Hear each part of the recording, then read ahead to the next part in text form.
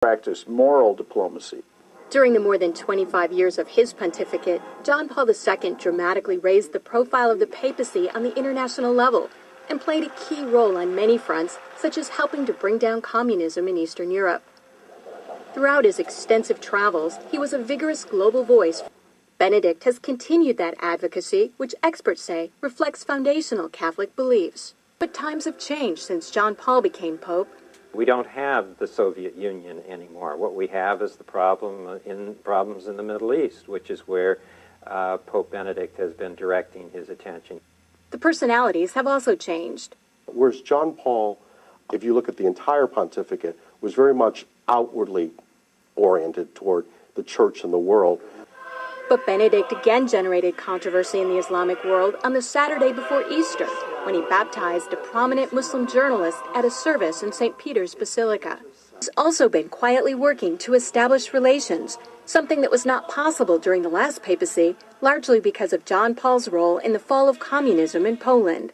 The Chinese obviously didn't want John Paul II running around China doing the same thing. Most of the time, in places around the world, Vatican diplomats work outside the spotlight, where experts say they often have an advantage. Some question how much government leaders of today truly listen to what the Pope has to say. And that, observers say, is a moral authority that can't be measured by economic strength or military divisions. A moral authority Benedict hopes to draw upon when meeting with U.S. officials and speaking before the United Nations. I'm Kim Lawton in Washington. A lot of good Christians in Roman Catholic Church, notice Catholic Church, but unfortunate because they don't understand the history of their church. During Dark Ages, Constantine was the one who united his own people, them pagans, to Catholic Church. And when they unite in the church, because, there was statue worshippers, idols. So when they brought their idols, notice statues in Roman Catholic Church, they began to name them. Instead of Jupiter, they call it Peter. And it's so sad that they give them a lot of Christian names. And they bow down, sometimes they kiss, they worship. But to change the name, that doesn't mean the idol is changed. Friends, so when they take leadership in the church during Dark Ages, they change rules in the church and they come up with a lot of traditions because they can't go by Bible rules. Because like I said, there was pagans. According to Ten Commandments, you don't have to bow down images and statues. If you look Roman Catholic Church, the 10 commandment, the second commandment that talks about images, they remove that.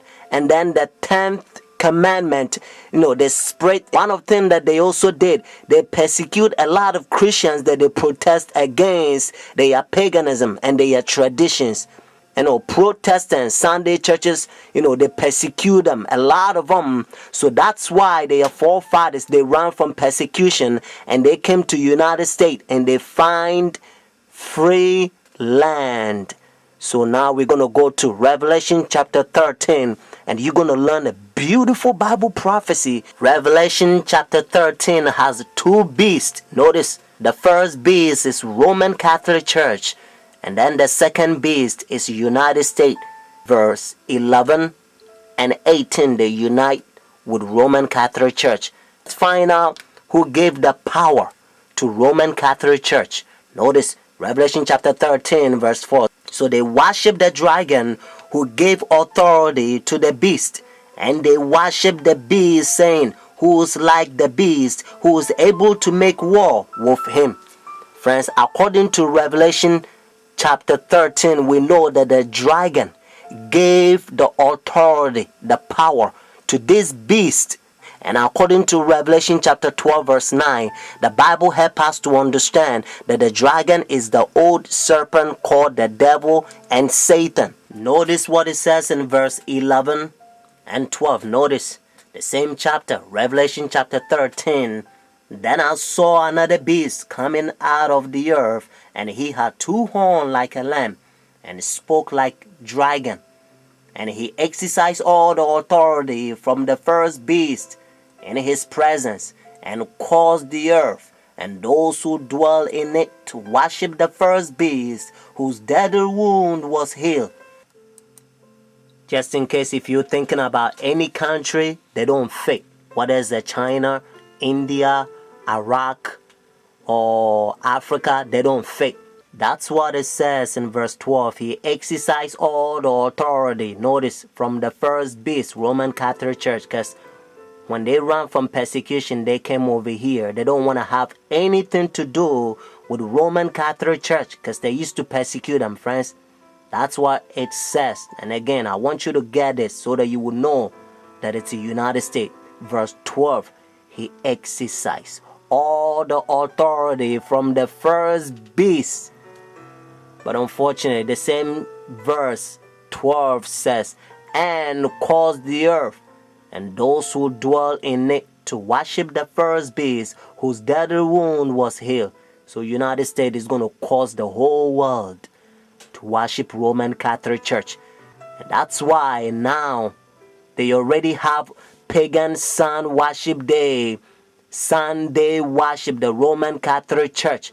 They changed God's holy Sabbath from Saturday to their pagan sun worship day, Sunday worship. So whenever they enforce the law, friends, if you think, well, because I'm not going to buy, I'm not going to sell, and the things is going to be hard, and you don't believe in God, and you doubt his power, if you doubt God who created you, the one who hold your breath, and if you doubt his power, and if you go by the pagan sun worship day, behind the scene is the devil that wants you to worship him, at that time probation will close. Your decision is made. You will be doomed. Revelation chapter 14, God placed a fearful curse on those who receive the mark of the beast, those who worship the devil.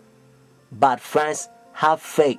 Jesus Christ will send his angels. Sometimes they will come as a form of mankind, and they will give you a food in the time of trouble. Hebrews chapter 4 verse 7 to 11. Notice what Bible says.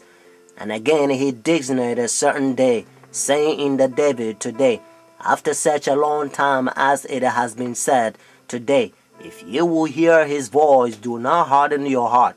For if Jesus has given them rest, then he will not afterward have spoken of another day.